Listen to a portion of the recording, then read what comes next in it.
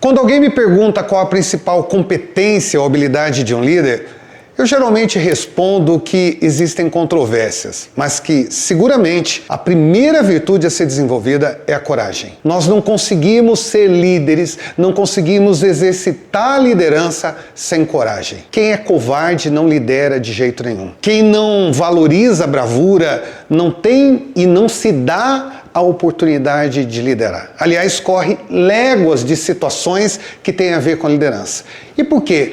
Porque a liderança está envolta, geralmente, a situações de risco. Quando você se vê com risco de fracassar, risco de não ser quem você gostaria que você fosse, risco de passar uma vergonha pública, quando você se vê diante do medo, o medo te assombra, naquele momento você precisa liderar. E, consequentemente, para isso, é necessário, antes de qualquer coisa, de muita coragem. Esse tema ele tem sido abordado numa série de obras. Uma delas, que eu até recomendo a leitura, é essa aqui, A Coragem para Liderar, da Brené Brown. Uma obra muito marcante e que toca em pontos nevrálgicos dessa questão. Em especial, no momento do livro, ela fala a respeito das 4 habilidades críticas em termos do assunto coragem, para saber se realmente somos corajosos ou não no exercício da liderança.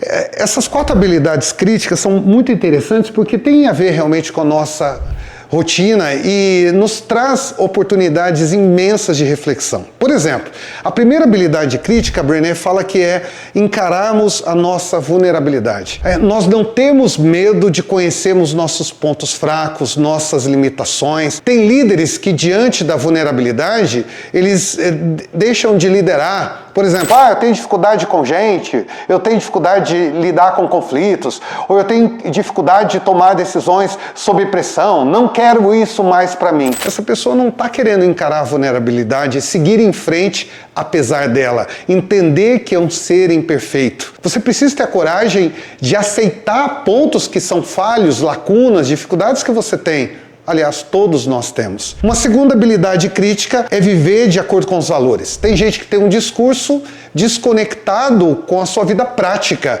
E ela diz o seguinte, olha, uma coisa é ser honesto quando todo mundo está vendo que você é honesto.